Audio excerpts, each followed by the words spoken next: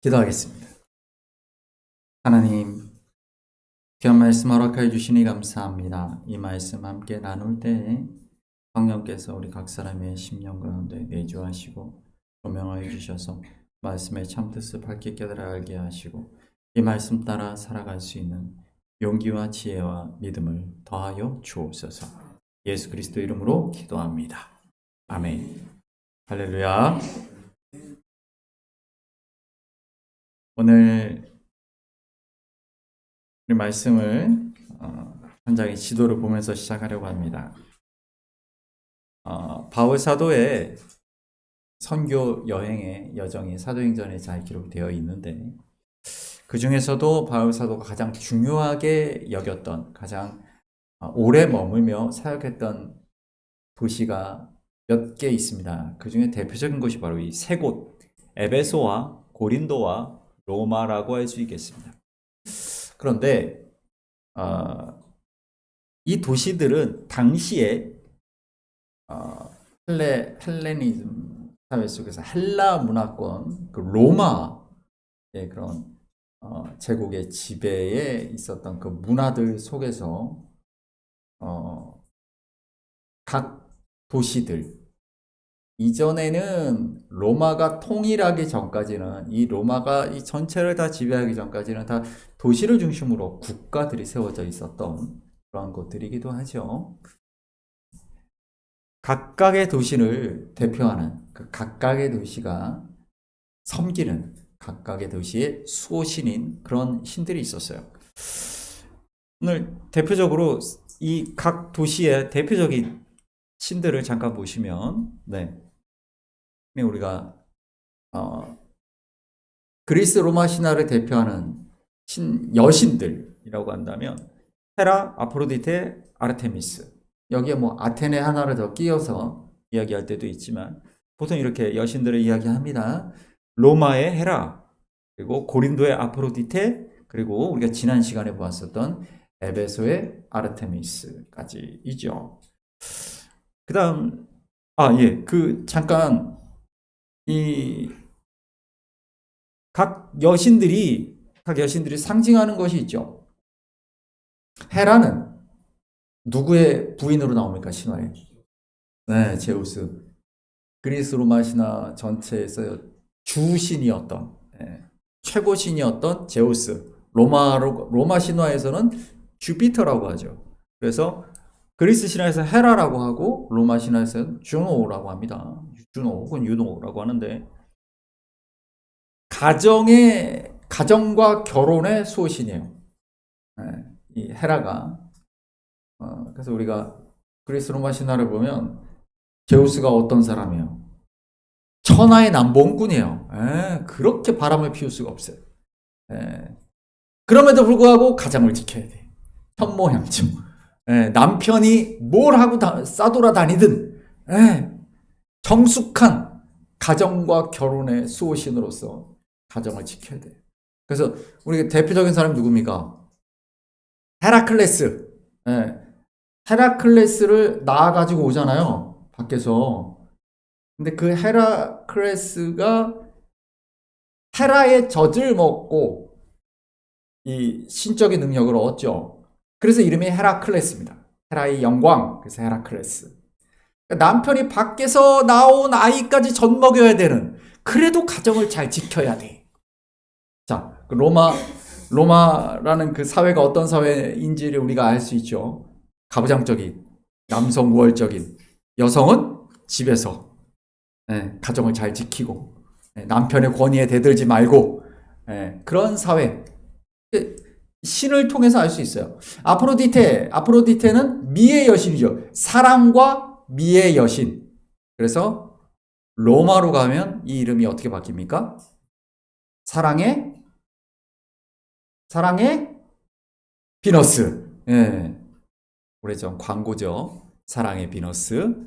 그 사랑의 여신이라서 그래요. 그래서 사랑과 아름다움이라고 하지만 실제적으로는 그리스 로마 신화 보면 이 불륜, 그 애정 때문에 막 사람이 죽고 살고 막 이런 그런 이야기들. 그런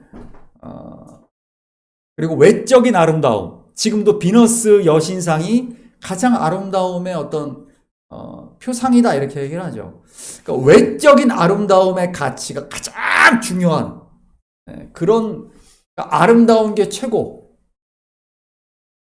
내면의 아름다움 이런 거 중요하지 않아요. 외적인 아름다움, 외적인 화려함이 최고. 그걸 얘기하는 거죠.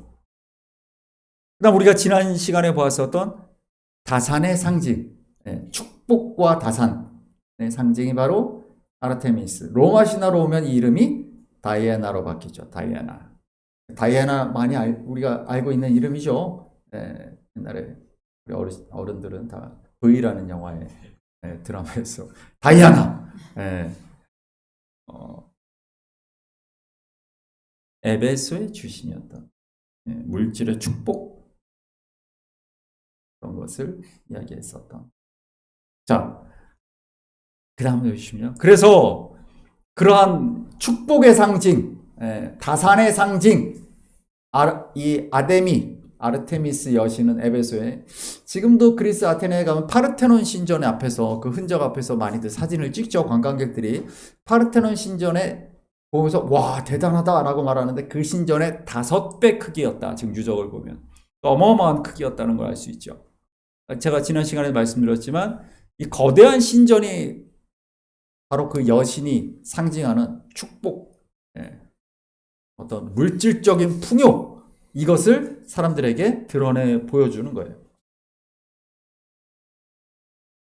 오늘날도 그런 종교적 건물을 큰 건물을 자꾸 세우는 이유는 바로 이 축복의 상징을 드러내려고 하는 고대로부터 내려온 그러한 습성이죠.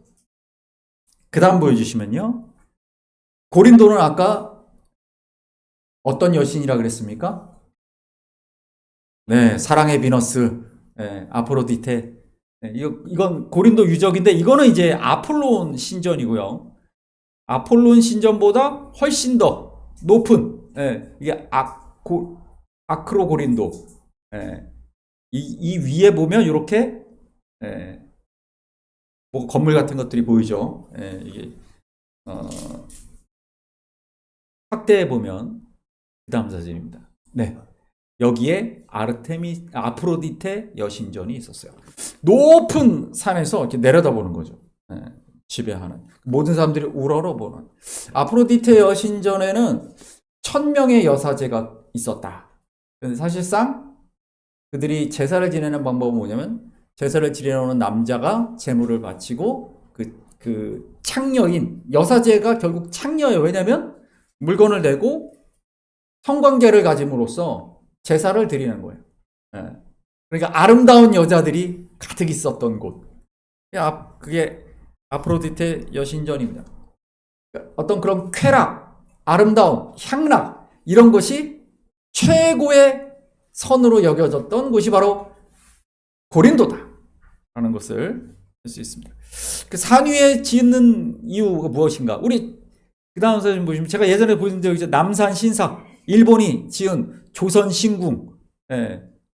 원래 여기는 이제 이쪽에는 이제 그 조선이 그 조선시대 때 굿하던 국사당이 있었어요. 나라에 그 중요한 일이 있을 때 굿하던 국사당이 있었는데 그 국사당을 인왕산으로 옮기고 여기에 조선 신궁이라고 일본 신사를 짓죠. 일본 사람들이 믿는 그 신. 왜 여기다 지었을까요? 여기 위에서 한양을 내려다보고 특히 경복궁을 내려다볼 수 있거든요. 조선 왕이 있는 그 경복궁을 내려다보는. 그러니까 내려다보는 위치에다가 산에다가 이렇게 신전을 짓는 것이 고대 이 관례였다라는 걸 알 수가 있죠. 그래서 어떻게 보게 되면 이 고린도와 에베소는 대표적으로 바울 사도가 왜 2차 전도여행 때는 고린도, 3차 전도여행 때는 에베소 2년, 3년의 시간들을 거기에 머물면서 집중적으로 선교를 했는가, 말씀을 선포했는가 보면 가장 대표적인 것들이었어요. 아프로디테 여신을 섬기던 그 고린도, 음란과 쾌락과 외형적 아름다움이 성공의 척도였던 곳이었고, 에베소의 그 아데미 여신, 풍요와 다산, 경제적 풍요가 축복이다, 인생의 목표다 라고 믿었던 탐욕의 도시. 그러니까 복음은 그런 곳들에서 선포되었다라는 것이죠. 고린도 얘기를 잠깐 더 해보면, 이 고린도 유적에서 발견된 아우구스투스의 신상이고요, 카이사르의 신상입니다. 이 목만 남은 건 네로예요. 아우구스투스는 옷을 입었죠. 근데 카이사르는 왜 벗고 있을까? 그러니까 이 모습을 보고 딱 알 수 있는 게 뭐냐? 이건 아우구스투스 시대의, 그러니까 첫 번째 황제죠. 카이사르의 양자였던 아우구스투스. 카이사르가 로마 공화정을 무너뜨리고 황제가 되려고 한다. 그래서 암살당하잖아요. 그리고 그 양자였던 아우구스투스가 실제로 황제가 되죠. 공화 제도를 끝내고 로마의 공화정이 끝나고 황제정으로 바뀝니다. 그때다. 왜 그렇게 할 수 있는가? 로마의 이 미술, 이 조각들을 보게 되면 살아있는 사람은 옷을 입고 있어요. 벗고 있는 사람은 죽은 사람이에요. 그러니까 이건 아우구스투스 황제 때 만들어졌던 유적이다라는 걸 알 수가 있죠. 그래서 당시의 문화 속에서 옷을 입는다, 옷을 벗는다라는 것이 살고 죽는 걸 의미한다는 걸 알 수 있습니다. 갈라디아서 3장 27절 말씀 보시면 같이 읽어볼까요? 누구든지 세례를 그리스도로, 아멘. 그래서 바울 사도가 자꾸 옷을 입는다, 그리스도로 옷을 입는다라는 그런 표현을 자꾸 하는 이유가 뭐냐면, 새 사람으로, 옛사람의 옷을 벗고 새 사람이 된다, 새 사람은 옷을 입는다라는 그 뜻이 바로 거기에 있어요. 옛사람은 죽고, 그 옛사람의 옷을 벗고, 옷을 벗는다는 건 죽는다는 것이. 그래서 우리는 어떻게 살아가는가? 세례를 받은 지효는 예수 그리스도로 옷 입은 사람이다 라는 거죠. 갈라디아서 2장 20절에 우리가 봤던 것처럼 이제는 예수가 내 안에서, 예수 그리스도께서 내 안에서 사신다라는 거죠. 내가 예수 그리스도로 옷 입었다, 예수 그리스도의 생명으로 산다, 이런 의미입니다. 그러니까 당시의 문화를 모르면 이 말씀들의 의미를 우리가 잘 알 수가 없겠죠. 로마서 8장 15절, 16절, 17절까지 한번 읽어보겠습니다. 시작. 너희는 다시 무서워하는 종의 영을 받지 아니하고 양자의 영을 받았으므로 우리가 아빠 아버지라고 부르짖느니라.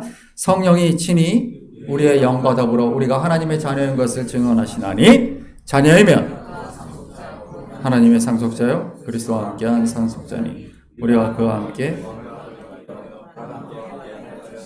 아멘. 18절 읽어봅니다. 생각하건대 영광과 비교할 수 없도다. 아멘. 이거 굉장히 중요한, 로마서 말씀 전체들 중에서도 이 8장의 말씀 굉장히 중요하죠. 그런데 이 말씀도 역시 똑같아요. 우리 아까 그 사진 한번 보여주시겠습니까? 아우구스투스. 네, 고맙습니다. 우리가 양자의 영을 받았다 그러잖아요. 양자. 자, 카이사르, 우리가 로마의 황제의 명칭이 됐던 그 카이사르, 우리가 시저라고도 하죠. 카이사르가, 가이사, 성경에 가이사로 되어 있죠. 카이사르의 양자가 아우구스투스입니다. 아우구스투스의 양자가 누구냐? 티베리우스입니다. 황제가 그렇게, 그 다음 황제가 칼리쿨라, 우리가 알고 있는 칼리쿨라는 티베리우스의 양자였어요. 칼리쿨라는 폭군이었기 때문에 4년 만에 자기 친위 병사들에게 의해서 끌어내려지고 죽음을 당합니다. 그래서 그의 숙부였던 클라우디스가 왕이 됩니다. 클라우디스 왕제, 우리가 지난 시간에 말씀 나눌 때 바울, 브리스길라와 아굴라 얘기할 때 나왔었죠. 유대인들을 로마에서 추방했던 글라우디오 황제, 성경에 그렇게 되어 있는 그 클라우디스 황제입니다. 클라우디스 황제의 양자가 누구냐? 네로입니다. 네. 그러니까 이 로마의 문화 안에서, 그 시대 속에서 바울 사도가 양자의 영을 받았다. 우리 15절이죠. 15절. 그 다음, 네, 감사합니다. 15절입니다. 여기 보시게 되면 양자의 영을 받았다라고 하는 이 얘기, 야, 기왕이면 친자의 영을 받지, 이렇게 생각하지만, 그렇게 생각하면 당시의 문화를 모르는 거예요. 로마 황제는 양자에게 전승되는 거예요. 예. 로마 황제가 다 양자였어요. 네로 황제까지. 근데 이 복음을, 이 말씀을 쓰고 있는 이 바울은 네로 황제에 의해서 죽임을 당한단 말이에요. 그러니까 바울이 쓸 때까지는 양자라는 개념 자체가 나라를 상속받는 거예요. 예. 그러니까 이 시대의 문화를 모르면 서운하단 말이야. 아, 왜 양자의 영이야? 우리는 이렇게 생각한단 말이에요. 그 뜻이 아니에요. 상속자다. 16절 보시죠. 성령이 친히 우리의 영과 더불어 우리가 하나님의 자녀인 것을 증언하시나니, 그런 양자를 세울 때는 7명의 증인이 필요해요. 그 사람이 어떤 사람이고 다 아는 사람들, 그 삶과 그 가문을 아는 사람들이 증인이 됩니다. 근데 사람이 증인이 아니라는 거예요. 성령이 증인이다. 우리 17절도 볼까요? 읽습니다. 자녀이면 또한 상속자 곧 하나님의 상속자여 곧 그리스도와 함께한 상속자니 우리가 그와 함께 고난도 함께 받아야 할 것이 아멘. 그렇습니다. 그러니까 양자의 영을 받은 너희는 성령이 너희의 증인이 되었습니다. 이제 하나님 나라의 상속자다 얘기를 하고 있는 거예요. 그러니까 이 문화 자체가, 이 문화를 모르고 당시의 세상의 시대 상황을 모르면 이 말씀들을 바로 해석할 수가 없겠죠. 그러면서 뭐라고 말합니까? 고난을 받는 것에 대해 이야기를 하고 있는 거예요. 마땅히 예수 그리스도와 함께 십자가를 우리가 져야 되는 이유가 거기에 있다라고 말해요. 이 세상에서 떵떵거리고 잘 사는 것이 목적이 아니다라고 말하는 거죠. 떵떵거리고 잘 사는 것이, 쾌락을 즐기고 출세하고 많은 풍요를 가지고 누리고 살아가는 것이 신앙의 목표인 사람들을 향하여 그렇게 얘기하지 않는 거예요. 18절 보십시오. 읽습니다. 생각하건대 현재의 고난은 장차 우리에게 나타날 영광과 비교할 수 없도다. 그렇습니다. 세상 가치 기준이 이 땅에서 누릴 것 다 누리고 살아가자. 건강과 명예와 물질의 축복을 누리고 살아가자라고, 그것이 가장 중요하다고 말하는 사람들에게, 아니, 우리는 십자가의 길, 고난의 길에 가는 사람이라고 말하고 있는 것이죠. 바로 그러한 부분들을 당시 시대 상황 속에서 우리가 봐야 한다라는 것입니다. 우리 갈라디아서 3장 28절 말씀도 읽어봅니다. 너희는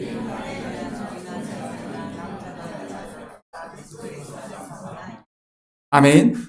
다 똑같다라는 얘기를 하는 거죠. 자, 이 문화, 이 말씀이 선포되는 이 지역 같은 경우는 로마의 문화권 안에 있던 사람들, 로마의 철저하게 여자는, 아내는 남편의 재산으로 여기던 그런 시대, 그런 지역의 사람들을 향하여 선포된 말씀이에요. 남자나 여자나 그리스도 안에서 하나다! 똑같다! 너무 놀랍죠? 유대인이나 헬라인이나. 율법주의적인 유대인들에게선 충격적이죠. 더군다나 종이나 자유인이나. 당시의 계급사회인데, 노예가 있고 주인이 있는 사회인데, 주인이 노예를 죽여도 되는 그런 사회인데, 아니, 평등해라고 말해요. 굉장히 충격적인 얘기죠. 그런 사회를 향하여 복음을 던진 것입니다. 그 다음 말씀도 볼까요? 고린도전서 14장 35절까지 읽습니다. 하나님은 무질서의 하나님이 아니시오 오직 화평의 하나님이시니라. 모든 성도가 교회의 삶과 같이 잠잠하라. 그들에게 말하는 것을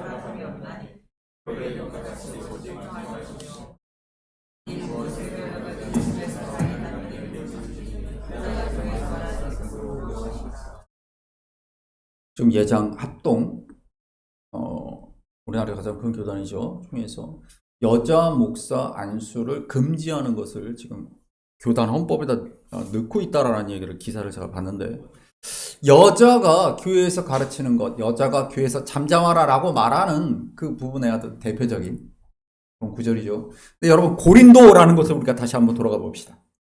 고린도, 그 아크로 고린도의 그 당시에 어마어마하게 많은 사람이 살았어요. 그 번성한 도시에서,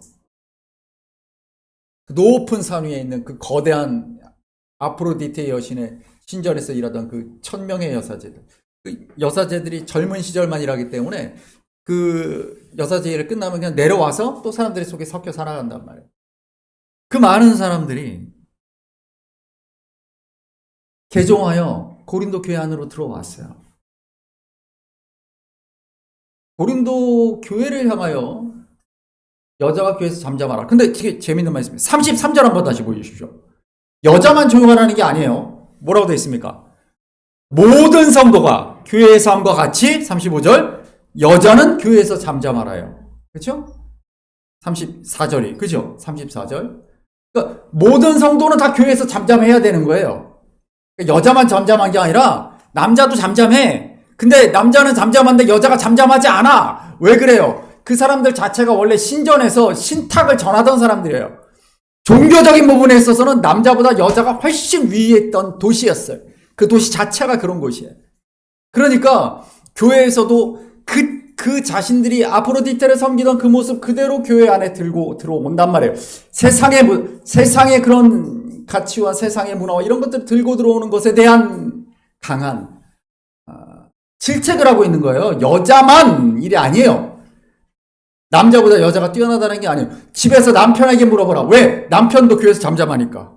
모든 성도가 교회에서 잠잠하다라고 말한단 말이에요. 근데 이게 저를 끊는 바람에 앞에 모든 성도가 잠잠하다라는 말이 빠지고 여자만 잠잠하라라고 공만 딱 잘라가지고 이야기합니다. 그러니까 여자는 열등하다 이렇게 얘기를 하는 거죠. 이용하는 거죠. 그 다음 말씀도 볼까요? 고린도 교회에 보낸 이어지는 말씀입니다. 너희 몸이 시체인 줄 알지 못하느냐.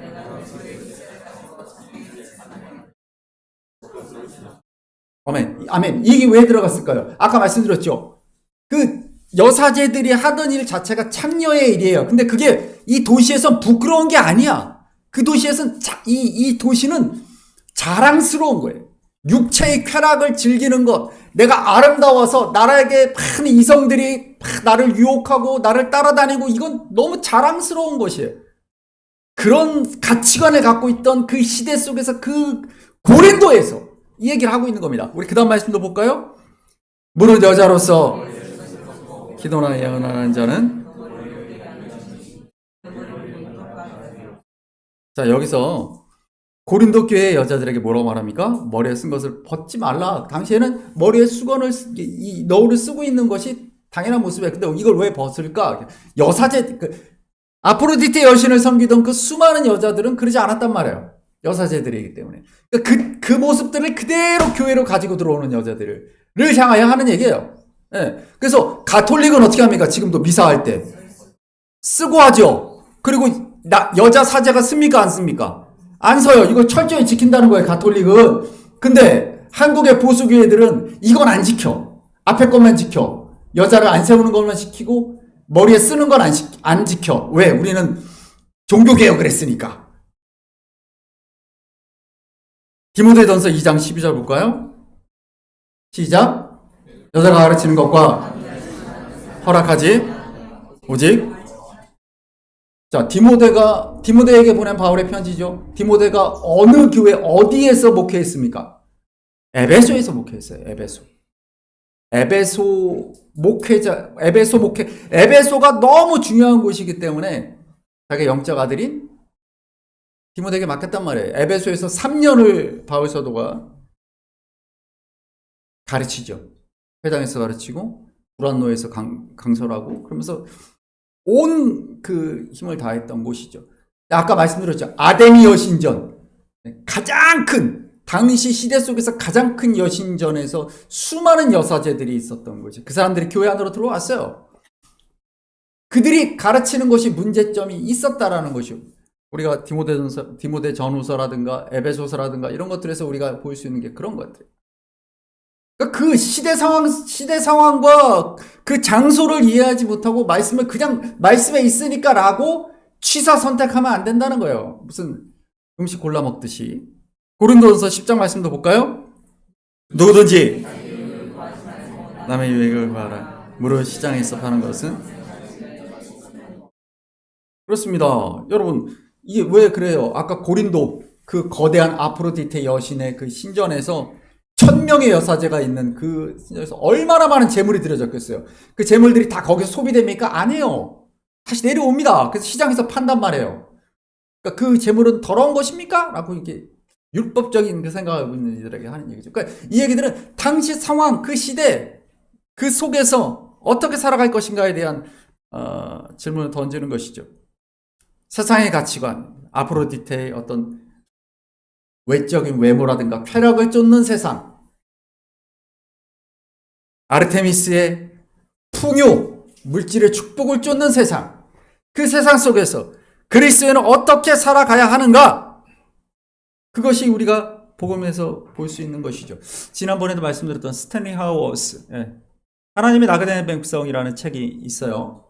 2001년도 타임즈가 선정한 이 시대 최고의, 미국 최고의 신학자로 뽑힌 스탠리 하워스는 이렇게 얘기합니다. 읽어볼까요? 교회는 세상 속에서 식민지와 같습니다. 우리는 세상이라는 외국 땅에 살고 있는 거류 외국인입니다. 우리의 본향은 이곳이 아니며 우리는 하늘나라의 독특한 문화와 언어를 고수하며 살아가는 사람들입니다. 바울 사도의 그런 서신서들 속에서 우리가 볼 수 있는 게 그런 거예요.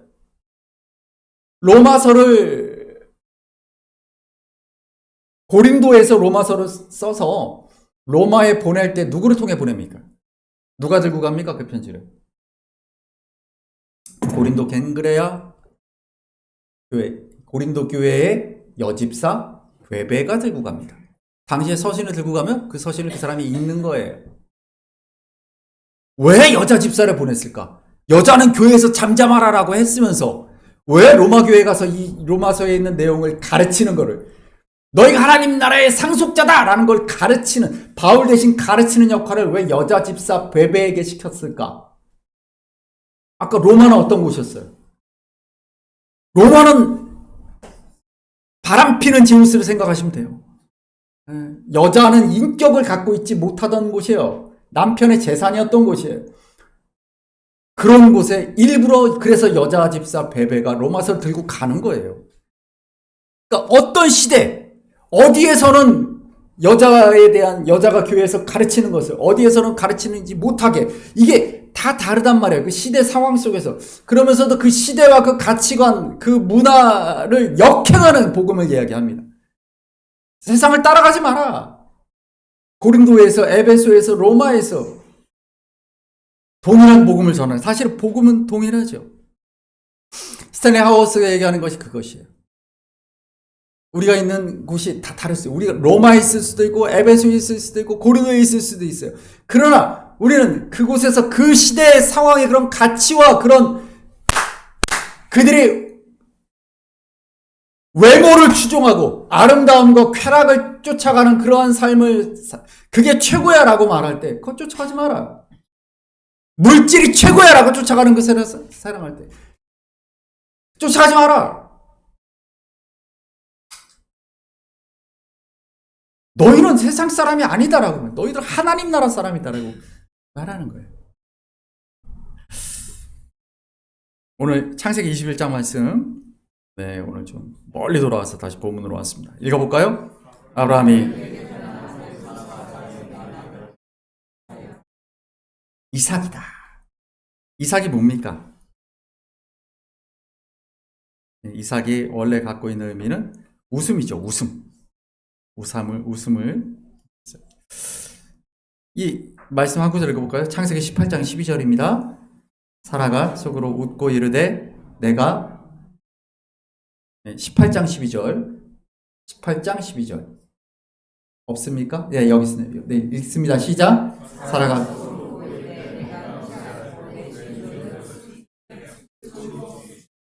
이 말씀이 언제 준 말씀이죠? 처음에 내 아들을 줄 거야 라고 했더니 웃었다. 이게 무슨 웃음이에요? 비웃음이죠. 비웃음. 내 상식으로는 있을 수 없는 일을 얘기를 하고 있으니까 비웃었다. 근데 21장 6절 있습니다. 21장 6절입니다. 시작.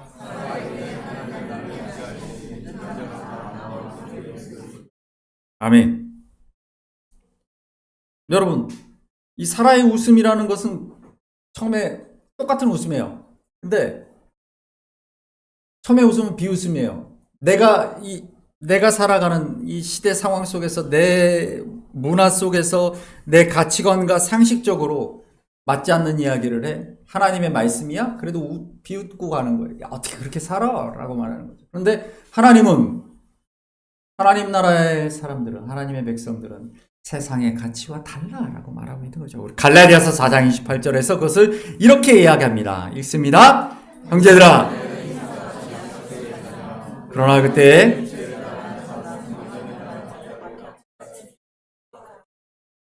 아멘. 그렇습니다. 이삭이 이스마엘에게 박해를 받았던 것과 같이 이렇게 얘기하는 것이죠. 왜 아까 우리 로마서 말씀에서도 고난을 받는 것이 당연하다 이렇게 얘기했을까? 그것은 바로 이 세상과 다른 삶을 살기 때문에 그래요. 다른 가치관을 갖고 살기 때문에 박해를 받을 수밖에 없는 게 그게 당연한 거다라고 말하는 거예요. 세상 사람들이 다 그렇게 말하는 것. 오히려 내가 하나님의 말씀이다라고 얘기하면 사람들이 너를 비웃을 것이다.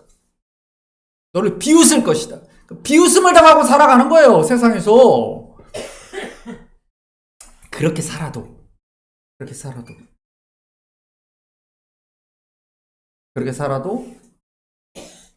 하나님과 함께 웃으라는 거예요.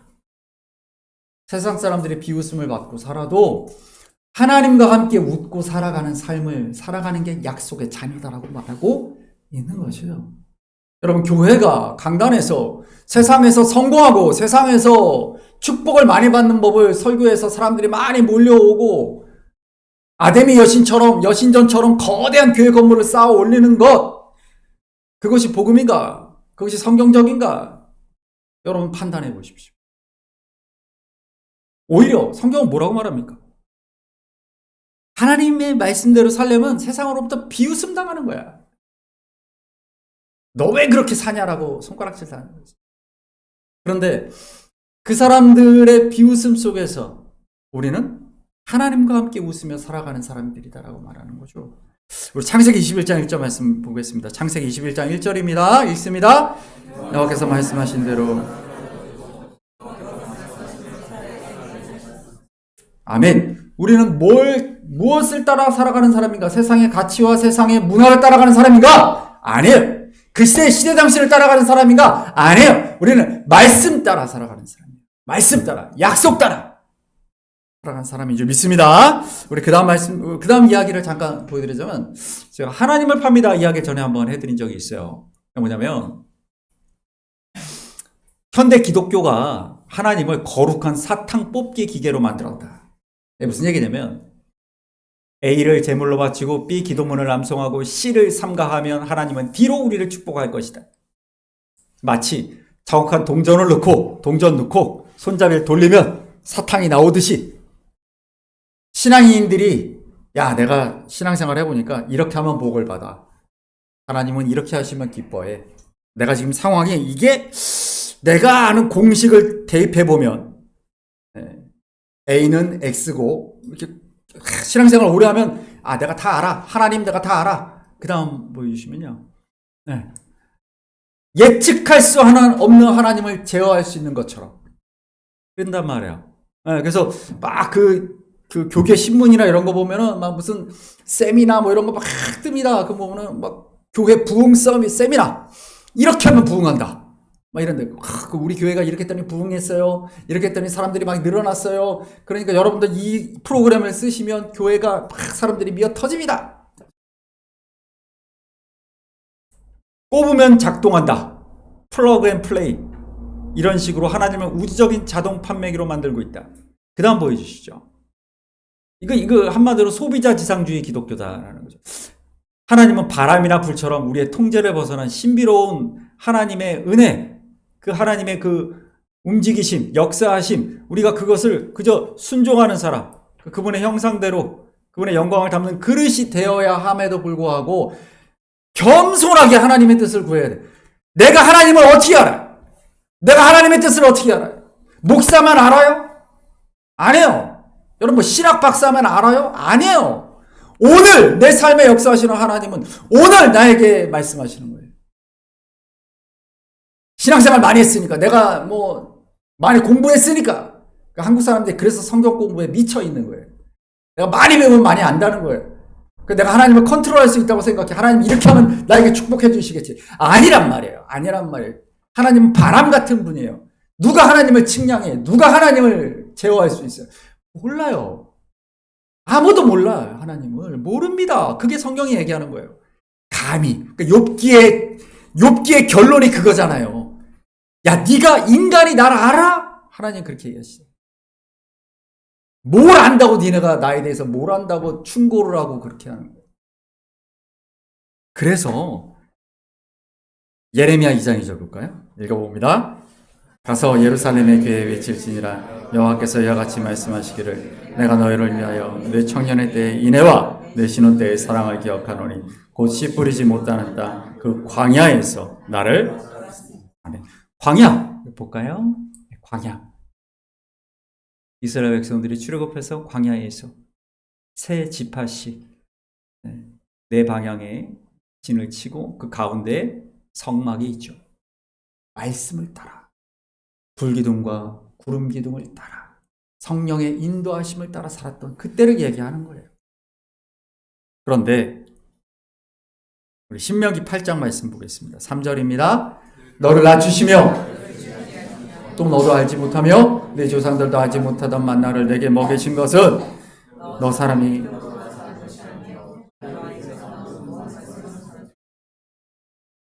너는 못합니다. 사람이 떡으로만 사는 것이 아니라 우리 시편 28편 2절 볼까요? 내가 주의 지성소로 향하여 나의 손을